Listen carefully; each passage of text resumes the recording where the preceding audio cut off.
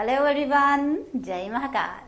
I welcome you all in the session 3 of Spoken English Language program which is based on my book Let's Speak English. तो आइए शुरू करते हैं। अभी तक हमने सेशन 3 में the simple present tense and the present continuous tense के बारे में देखा है।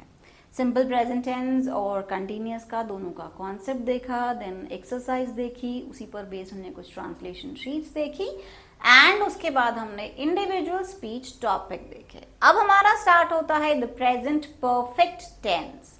प्रेजेंट परफेक्ट टेंस भी उसी तरीके से आगे कंटिन्यू होगा जैसे कि हम स्टार्ट करते हैं।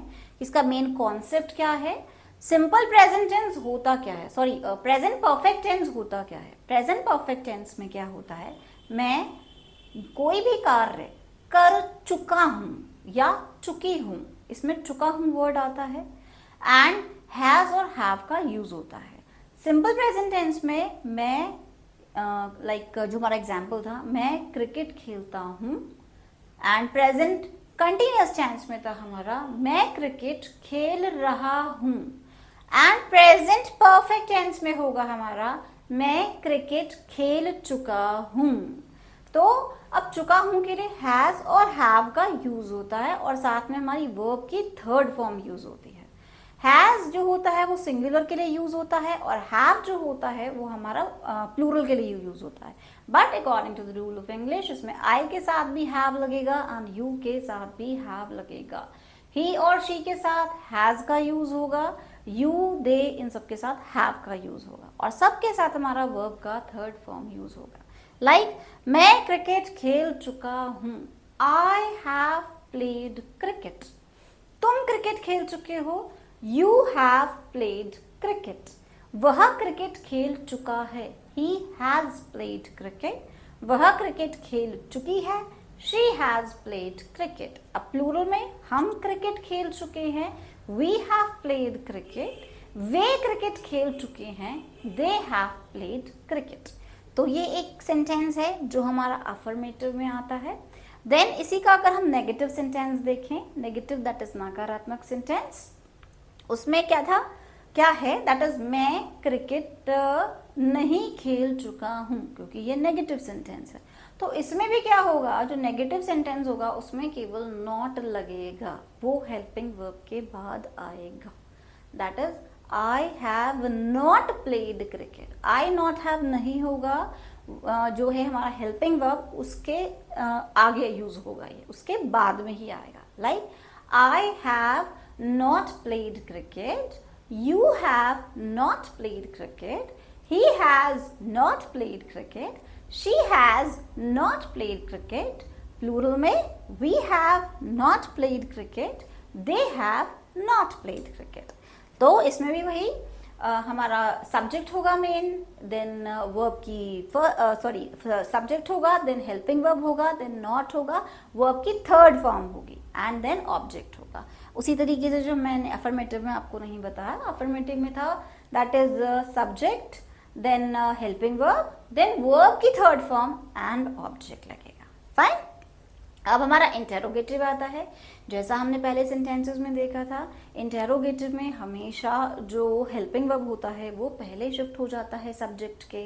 तो नॉर्मल सेंटेंस है I have played cricket, negative sentence था I have not played cricket. अब क्या मैं क्रिकेट खेल चुका हूं, तो that is have I played cricket, have you played cricket, has she played cricket, has he played cricket. Plural में have we played cricket, have they played cricket।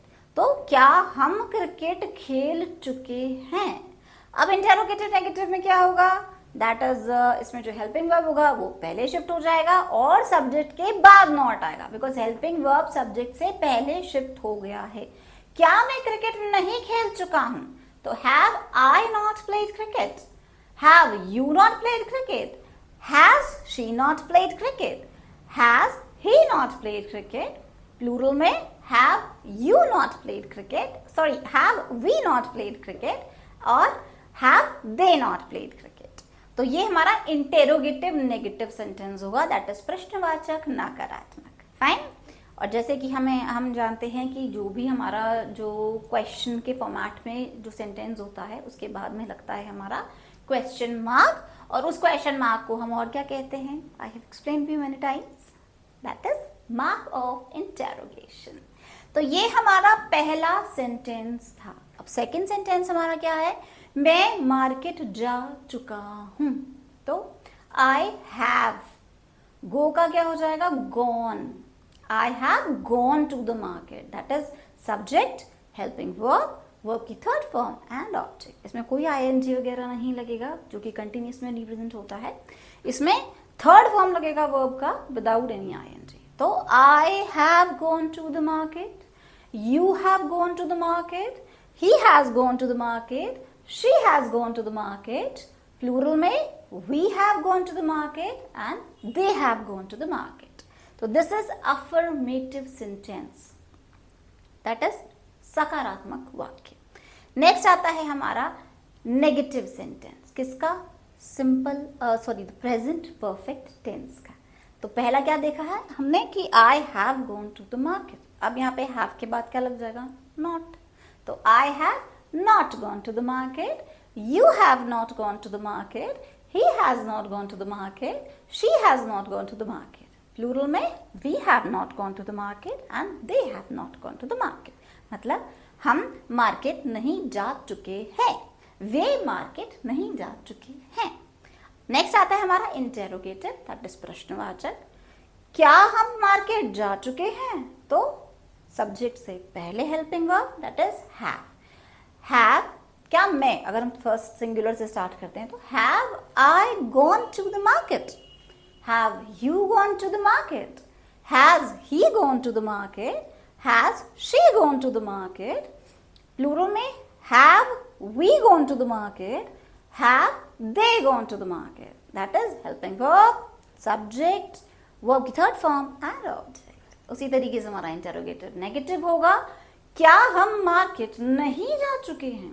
तो have I not gone to the market, have you not gone to the market, has she not gone to the market, has he not gone to the market। Plural में have we not gone to the market, have they not gone to the market। So this was about the sentence based on interrogative negative. This was all about your present perfect tense. Hope आपको मेरे lectures बहुत अच्छे से समझ में आ रहे हैं। तो don't forget to like and subscribe my channel to master your skills in English. See you in the next session. Till then, bye.